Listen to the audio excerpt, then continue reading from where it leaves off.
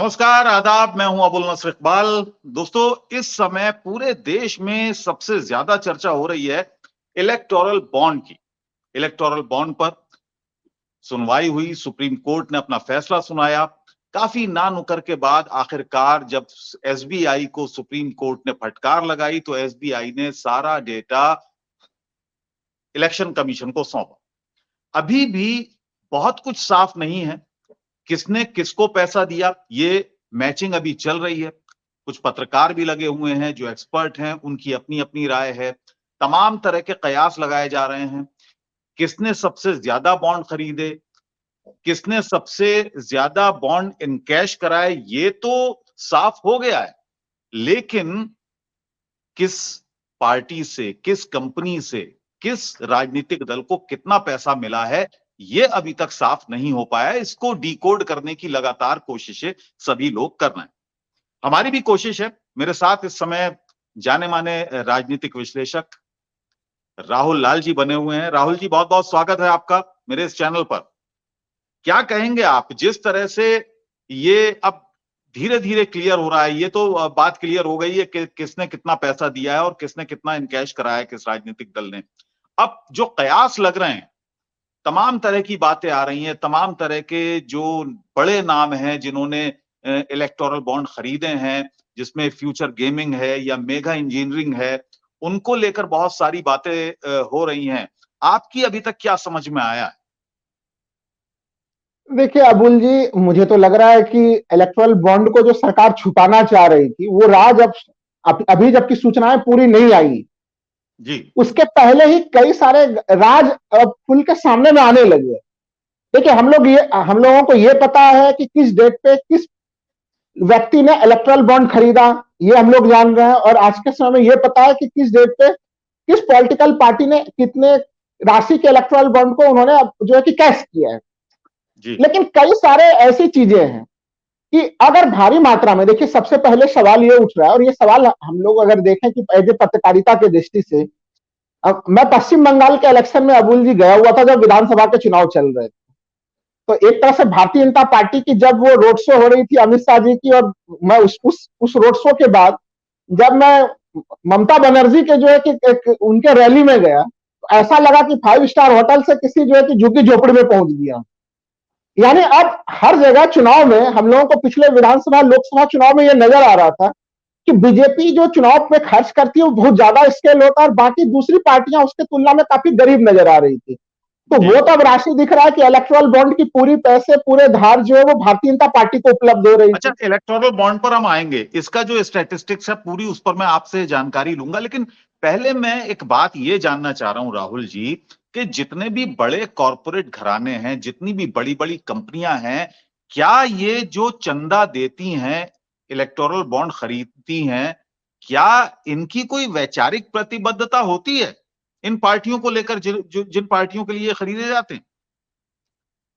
अबुल जी, जो भी उद्योग उद्योग जगत से जुड़े हुए लोग हैं, अब पूंजीवाद जिसके लिए बदनाम है, वो बदनामी इसी चीज के लिए है कि ना तो उन्हें लोक कल्याण से मतलब है, ना उन्हें जन कल्याण से मतलब है।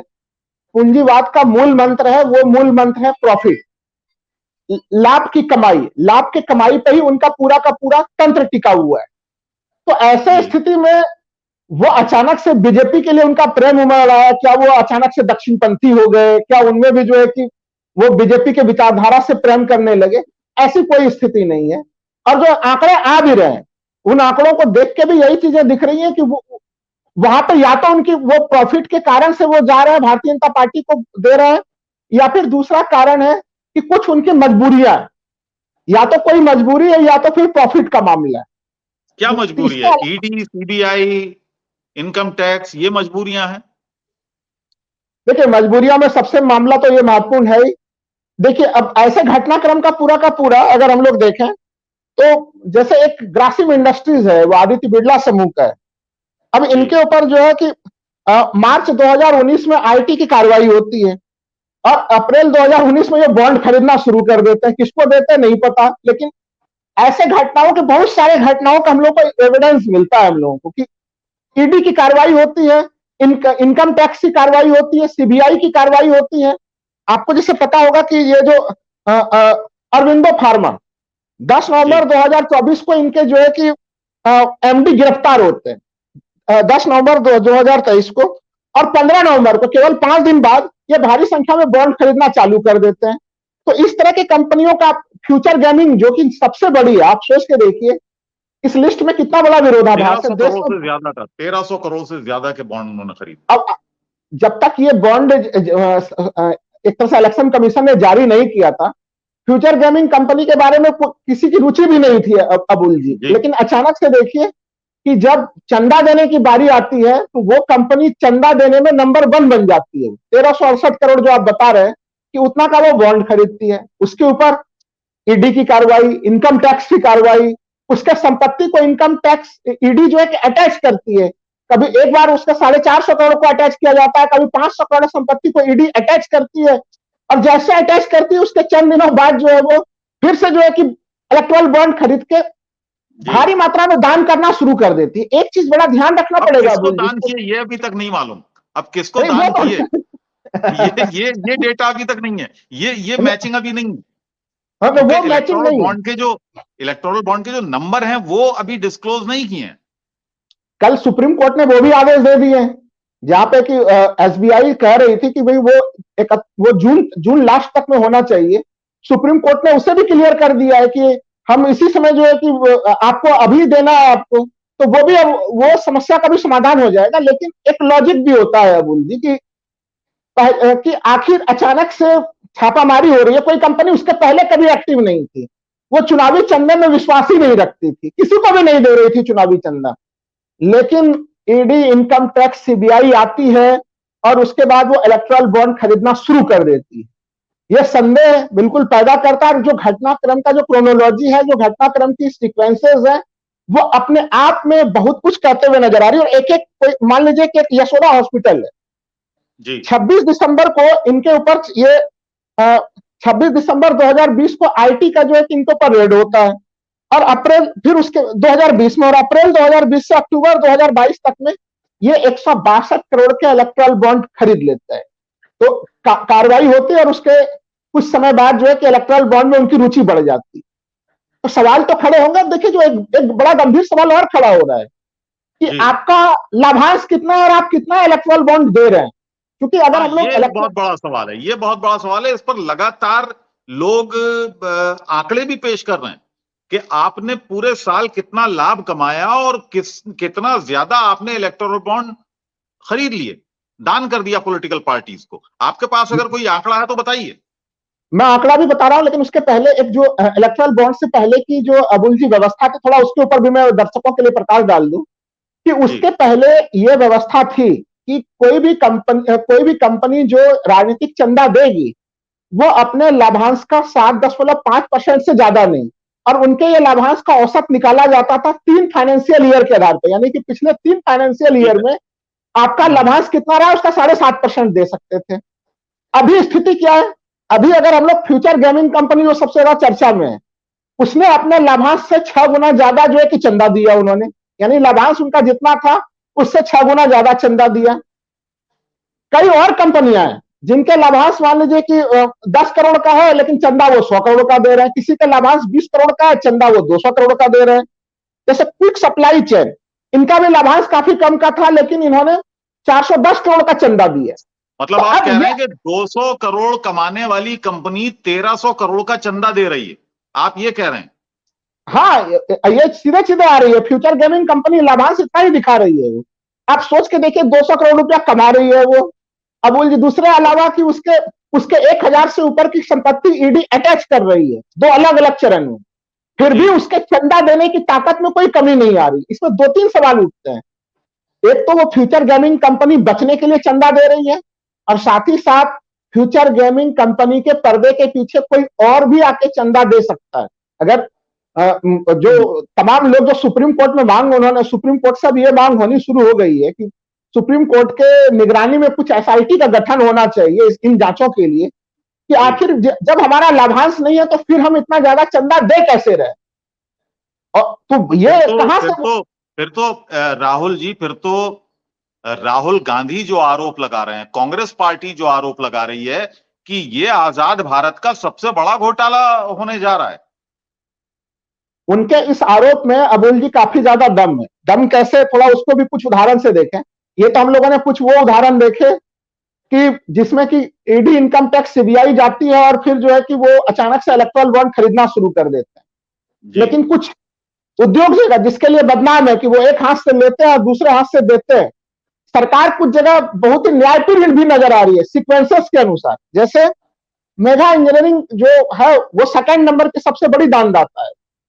अब इन्होंने अप्रैल 2023 में 140 करोड़ का इलेक्ट्रल बॉन्ड खरीदा, अप्रैल 2023 में, और उसके एक महीने बाद 1 मई में, मई के महीने में इन्हें 1400 करोड़ का जो है इन्हें एक ठेका मिल जाता है थाने बोरीवली टनल का। अब आप सोच के देखिए, 14,000 करोड़ का, हाँ, 140 करोड़ का चंदा दीजिए, 14,000 करोड़ का जो है कि टनल ले लीजिए। ये आरोप लगाया प्रशांत भूषण ने, फौरन ही अगले ही दिन उन्होंने आरोप लगाया था, जो एडीआर के एडवोकेट भी थे और बड़ी जीत उन्होंने दर्ज की थी इस मामले में, उन्होंने ही आरोप भी लगाया था। मैं अबुल जी कह रहा हूं कि उसके पैसे वो किसके पास गए 140 करोड़ का, चूंकि वो आंकड़े नहीं है, कुछ दिनों बाद वो आंकड़े भी हो जाएंगे, हम लोग उस पर भी चर्चा करेंगे। लेकिन ये सीक्वेंस एक जगह हो सकता है कि अबुल जी आप कह दीजिए कि ये तो राहुल जी महासंयोग हो सकता है, चलिए एक जगह संयोग हो सकता है। दूसरा उदाहरण जिंदल पावर का ले लीजिए। 7 अक्टूबर 2022 वो खरीदते हैं 22 करोड़ का जो है कि इलेक्ट्रल बॉन्ड खरीदते हैं वो, और 10 अक्टूबर को उन्हें जो है कि जो माइनिंग कॉल के लिए बड़े लंबे समय से वो परेशान हो रहे थे, गियर पाल्मा माइन, वो माइन उन्हें आवंटित हो जाता है। तो आप सोच के देखिए कि 3 दिन के भीतर न्याय की प्रणाली दिख रही है। कुछ लोग इसे भी महासंयोग कहेंगे। तो ऐसे घटनाक्रम की पूरी फहरिस्त है कि आप देते हैं इलेक्ट्रल बॉन्ड और उसके बाद कोई ना कोई बड़ा सा चीज आपको प्राप्त हो जाता है। क्या रिश्ता है इसके बीच में? तो ये शंका बिल्कुल उत्पन्न कर रहा है। और हमें लग रहा है कि एक सवाल यहां पे भी खड़ा होता है बोल जी, 2018 में यह कानून नोटिफाई हुआ और सुप्रीम कोर्ट में 2019 से ही सुनवाई इसकी चली रही है उस समय, और सुप्रीम कोर्ट में लगातार केंद्र सरकार एक घिसे पिटे तर्क के साथ उपस्थित हो रही है कि जनता को जानने का क्या हक है कि पॉलिटिकल पार्टी कहां से चंदा ले रही है। ये 5 साल से सुप्रीम कोर्ट में ये तर्क दिए जा रहे हैं। अब आप सोच के देखिए कि लोकतंत्र में जनता ही तो है सब कुछ। आप ये सूचना क्यों जनता से छुपाना चाह रहे थे कि जनता को पता ना चले कौन किस पार्टी को दे रहा है? बल्कि मैं तो मानता हूं कि लोकतंत्र में जनता को एक एक चीज की सूचना होनी चाहिए। और सुप्रीम कोर्ट में जनता को बेशक सूचना होनी चाहिए, और जनता इंतजार कर रही थी, कुछ नामों का जनता इंतजार कर रही थी, लेकिन वो नाम इस सूची में नहीं है। आप भी समझ रहे होंगे किन नामों की मैं चर्चा कर रहा हूं। ना बिल्कुल, जो कुछ बड़े बड़े जो मीडिया जो एक तरह से कारपोरेट हाउस है उसको लेकर चर्चा हो रही थी। देखिए यहां पे भी एक गड़बड़ी भी आई है इसमें, क्योंकि अगर हम लोग देखें कि जो टोटल, चूंकि 2 लिस्ट में ये चीजें प्राप्त हुई है, इलेक्ट्रल बॉन्ड की 2 सूचियां हैं। डोनर फाइल के अंतर्गत जो है वो 18,871 बॉन्ड की पूरी सूची मिल रही है कि यानी जो इलेक्शन कमीशन को ने जो सूची जारी की एसबीआई के हवाले से, जबकि प्राप्तकर्ता वाले में यानी कि जो भुनाया है उन लोगों ने, पॉलिटिकल पार्टियों ने, वहां पे जो इलेक्ट्रल बॉन्ड्स की संख्या है वो आ रही है 20,421। तो एक तो अंतर है, यानी कि करीबन 1,500 बॉन्ड्स का भी हिसाब का अंतर है दोनों तरफ अगर मिलान कर रहे सीट, वो मैच नहीं है। तो अब इसका मतलब क्या है कि अभी एसबीआई ने तमाम सूचनाएं नहीं दी है, नंबर 1। नंबर 2, जो दूसरी संभावना है कि देखिए जो बड़ी कंपनियां हैं वो अपने से सामने में नहीं आ रही है, वो सेल कंपनियां या मुखौटा कंपनियों के माध्यम से सामने में आ रही है। और ये इसकी पुष्टि क्यों हो रही है, जिसकी चर्चा अबुल जी अभी कुछ देर पहले हम लोग कर रहे थे कि आपका लगभग कोई धंधा नहीं है, कोई बिजनेस नहीं है, आपका कोई लाभांश नहीं है, लेकिन इलेक्ट्रल बॉन्ड्स जब आप दे रहे हैं तो खुल के बड़े बड़े इलेक्ट्रल बॉन्ड्स दे रहे हैं। तो वो वैसे सेल कंपनियों में शक है कि वहां पे कहीं कहीं उन कंपनियों का प्रयोग किसी दूसरे बड़े कंपनियों ने किया है चंदा देने के लिए। तो वो जब धीरे धीरे कुछ और इन्वेस्टिगेशन होंगे तो वो परतें और खुलनी शुरू हो जाएंगी। चलिए अब आखिरी सवाल पर आते हैं।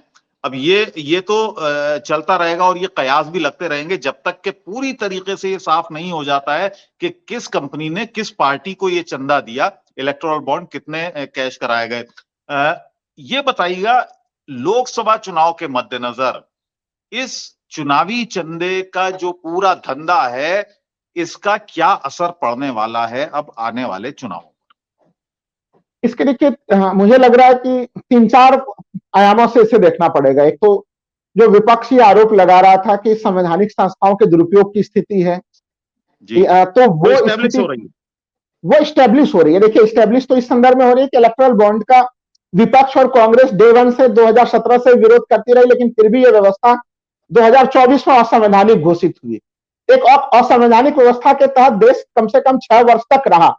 तो ये एक तो चीज वो स्टेब्लिश हुई कि आप विपक्ष को नहीं सुनते, विपक्ष के सुझावों को नहीं सुनते। वो जो चीज कह रहा होता है वो बाद में सुप्रीम कोर्ट भी उसके ऊपर मुहर लगा रहा होता है, नंबर 1। नंबर 2 कि जो केंद्रीय एजेंसियों के दुरुपयोग का मामला है, वो मामला भी यहाँ पे स्टेब्लिश होता हुआ दिख रहा है कि आप क्या केंद्रीय एजेंसियों का वो प्रयोग कर रहे हैं कि आप उनसे उस पर दबाव डाल के आप चंदा वसूली कर रहे हैं, हफ्ता वसूली कर रहे हैं। अगर ऐसे जो सुप्रीम कोर्ट के अन्य जो सूचनाएं अब आएंगे सुप्रीम कोर्ट के आदेश के बाद, वहां से अगर इसकी पुष्टि और होनी शुरू हो गई अबुल जी, तो ये तो मामला काफी गंभीर हो जाएगा, और काफी गंभीर अभी आज के समय में ही है। नंबर 3 कि आखिर जब इतने बड़े राशि में सरकार जो है उद्योगपतियों से चंदा लेगी, तो फिर उस सरकार की लॉयल्टी किसानों के प्रति क्यों होगी?